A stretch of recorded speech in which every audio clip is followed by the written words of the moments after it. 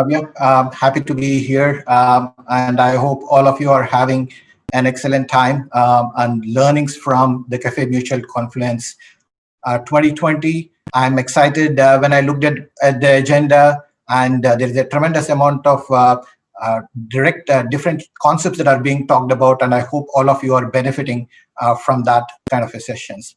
So today I'm here to talk about the market volatility, right? And how do you kind of really go about dealing with market volatility? Let me bring up my presentation so that you all can see.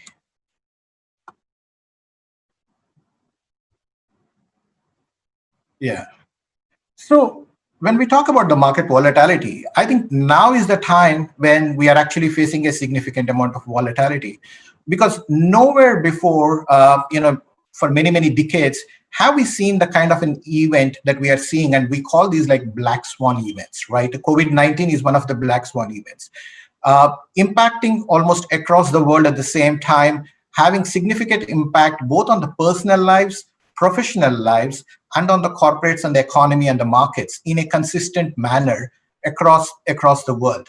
And almost everybody, whether those are large corporations, those are governments, and individuals like you and me, we are trying to kind of decipher what this market is all about, what this event is all about, and how do we handle that. And more importantly, the question comes, what should be our way forward, right? Are the things going to be the same? You talk to the experts, they talk about a new normal, and the question is, what is that new normal? Now, what did this COVID-19 do to the markets, right? And all of us have known that in the March, we have seen a significant crash in our markets, right? And that started kind of really causing a lot of anxiety, uncertainty, and confusion in people. I have had situations where people kind of call me up and we were talking about it amongst our friends, amongst many of the acquaintances that I know, and everybody's focus is only, what does it mean to me in the future, right? How do we deal with a lot of uncertainty?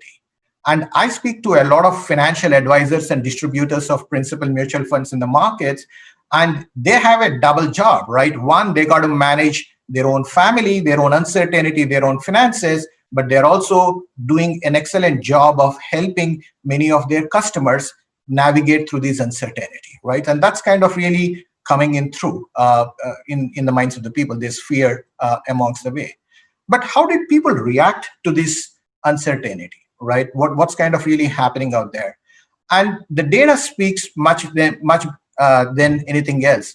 If you actually have seen, people have started withdrawing money from the markets. Redemptions in the markets have actually gone up, and investments in the markets have actually come down, right? So you see a significant drop in the new investments that are coming into the company, into the funds, and there is a higher redemption because people are concerned, oh, I'm losing my principal, I'm losing the money that I had invested in the markets. So the best thing is to take that out. Is that the right thing to do? And we will talk a little bit more about that. It's not just into the equity markets. What we have also seen is people withdrawing a significant amount of money from the debt mutual funds, right? Fixed income mutual funds. And we have seen a significant drop from the fixed income mutual funds. And not just that, what's kind of really happening is also the SIP. SIP is typically an instrument that many of the investors choose to invest in the markets for a longer period of time. And what the SIPs are expected to do is, when the markets are higher, you get the units. When the markets are lower, you are able to maximize and are able to get a higher number of units, because in a way, if you actually look at it, markets are available at a discount for you to be able to do that. But what we have seen is, because of the fear in the market, many people have stopped these SIPs, right? Paused, and some of them have canceled their SIPs. So at a time when your SIP should be actively working for people, many of the people have actually stopped that. And that's kind of really a cause, right? But before we go ahead and talk about it, let's kind of really ask the question, is this happening for the first time? The market downturn that's kind of really that we are facing, is this really happening for the first time, or has this happened before? And you'd be very surprised to see this data, right? Let's talk about the past market downturns. And some of, these are not complete list. I picked up some of the major events for us to quickly talk about, but I thought let me give you a trivia. Our first crash in the Indian stock market was in the year 1863 to 65. Now, that was a major challenging time. That's almost like the civil war in the US that was kind of really happening. But what really happened is people who had cotton at that point of time, it turned very profitable to them. We all, many of you, may not be all of you, would have heard about the 1992 when there was a Harshad Mehta scam and almost the security system collapsed during that period of time. We all know the global financial crisis that happened in 2007 and 9, which is basically an effect of all the housing crisis and the subprime crisis in the US that triggered a collapse across the world.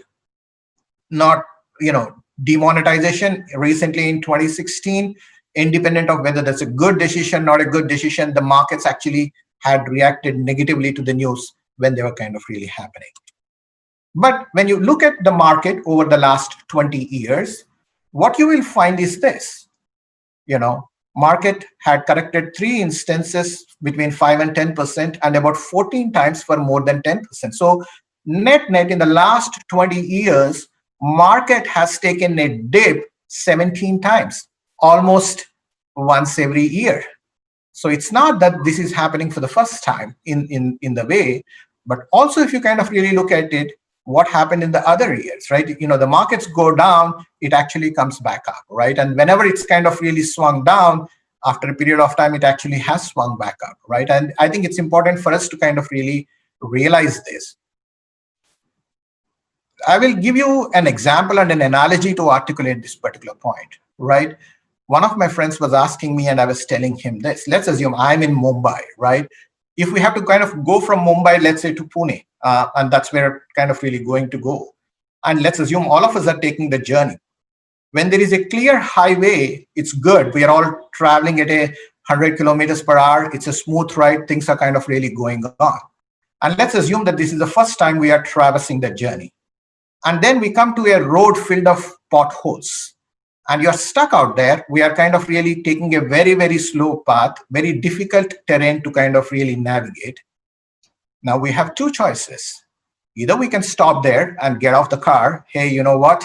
It's very difficult to navigate. I don't know how the future would be. Then we are stuck in the middle of nowhere and we still need to make a journey back home. Or we can continue to march ahead and continue to drive ahead. And after a certain period of time, we may get a highway back that will help us to be able to travel faster, to be able to reach our destination. The point I'm trying to make here is the roads are not in our control, right? And it's like that market. We don't have a control on the markets. They may go up or they may go down. The reality is, what is our destination? The focus should be on the destination. I need to go to Pune. That's much more important than the road. And therefore, we continue to drive even in the pot-filled road until, because our focus is not on the road, our focus is on the destination of reaching Pune. Similarly, when we are coming into the markets, our focus should be on our needs and longer term goals that we are planning for. The markets tend to have ups and downs on their own, and it's something we need to learn to navigate. So how do you manage this? How do you kind of really deal with these volatility, these difficult markets? There are three key strategies that kind of really help us to be able to address that. One is SIP, Systemic Investment Plan. I mean, you all know about it, and we'll talk a little bit about that. The second, as I kind of just articulated, it is about thinking long term. What are our needs going to be? And diversification. That's very important to be able to reduce the risk. In terms of SIP, here is a very interesting study that's kind of really proven that from fourth year onwards, while the SIPs tend to kind of really give stable and average kind of returns, right, over a period of time, in the longer period of time. So the longer you hold SIP, the more stability that we would be able to get that in returns. And SIP is an instrument that really, really works for each and every one of us during the down times, right? So I encourage you to continue to invest in SIPs, because that's the best time. It's like market is available at a discount. You go to a shop, if something in discount, you like to buy more. When the markets are down, it's like that's being available for us at a discount. We need to be able to buy more during those periods of times. Similarly, when you look at equities, and we talked about equities more from a longer term perspective, and here is how it kind of really plays out, right? if you look at this, is a very interesting graph, and you look at the maximum returns and minimum returns for a period of time. In a 1 to 3 years, 1 to 4 years, you are likely to see negative returns, but you're also likely to see a higher swings that are likely to happen. But as you kind of invested for a longer period of time, right, from year 5 onwards, year 6 onwards, as you can see, the chances of getting a negative return actually goes down, and you're able to get a breadth of a positive set of returns for us to be able to do it. And you are able to benefit this if you are focused on the longer term than on the shorter term, right? And focus on what we want in our lives in the longer term goals. That's very important. And when we talk about the diversification to reduce risk, here is what you are likely to find. You have stocks, bonds, golds, three different asset classes that we have shown here. And as you can see, there is no single asset class that worked throughout the period of time, right? And continues to give high returns throughout the periods of time. There are different asset classes that work in different periods of time based upon the external economic scenarios and the market scenarios. So as a good investor, it is important for us to be able to diversify our assets, to kind of really get invested in different areas, asset classes that helps us to be able to reduce our risk, right? The focus should be not on maximizing returns in the shorter term. The focus on is maximizing the returns over a longer period of time. That's what should be kind of really be driving our investment decisions. So as we go forward, one thing to note is it's very, very pertinent to take advice and to take the help of experts who understand these markets and who have helped many of the customers navigate their markets. We have a lot of very extremely strong and good distributors in the market, independent financial advisors in the market, who are out there actively helping the customer navigate these kind of scenarios. And these, as I told you, in the last 20 years, we have seen 17 times that we have to deal with such situations. And our, the distributors and advisors can help you make better decisions, and they will at least guide you what you need to be able to do in these kind of scenarios. My recommendation is to take the help of them to build better financial outcomes for you and for your family. So as we look through this, one of the things that we want to do at Principal is we want to help educate all of our investors and the citizens in India more about this volatility, right? How do you kind of really address that? And I'm using the opportunity at this point of time in this platform to launch our IEP campaign, which is Investor Education Program campaign. What we call is Itihas Gawah Hai. And the reason we say Itihas Gawah Hai is the best way to learn to handle any of the situations is to look into the history and see how things were in the past and how they have been handled. Sometimes hope is all about the future, but the foundation of the hope in many times is rooted in the history. And if we know and look at our history, we would learn a lot more about how to handle for the future. And here is a small video that I would like to show all of you that we put together on this campaign.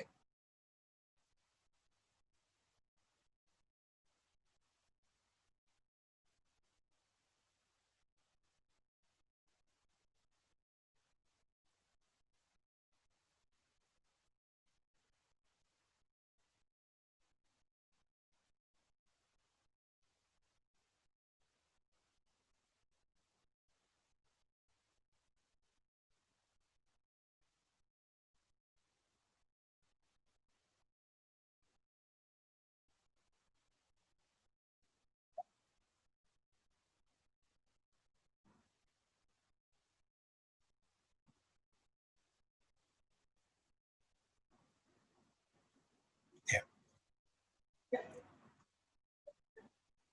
So this is the Itihas Gawah Hai is a campaign that we are launching to educate people, as I said, to deal with volatility. On our landing page, we have a lot of very interesting tools and calculators for people to be able to understand what things have happened in the past, and some of the strategies that I talked about, you will find a lot more set of details. So with that, that's what I would kind of talk about my presentation. And thank you, Prem and Cafe Mutual team, for giving me the opportunity to come here and share my perspectives on how to deal with market volatility. And I wish all the best to you. And I hope the audience continue to enjoy the wisdom of the sessions that we are having in this conference. Thank you. Great, Bharat. You certainly had a very good looking presentation, and you really spelled it out for the retail investors on what to do with market volatility, which is to use SIPs and give it time, and what goes down also comes up. So these are the points that you made so lucidly. I wanted to, you know, I wanted you to actually tell our audience a little more about how do they benefit uh, in volatile times by having an advisor. Yeah, that's a great question, Prem. I mean, sometimes what we happen is when things are going hunky dory, right? When markets are kind of really doing well, lot many people feel, oh, it's a very easy decision. So what's so difficult in us to be able to make a decision? Go invest a lump sum money or whatever is it in a mutual fund. It's going to gain and it'll give me very, very good returns. But as we had kind of really shown through the graph in the last 20 years, 17 times the markets have kind of really gone down and then it subsequently came back up.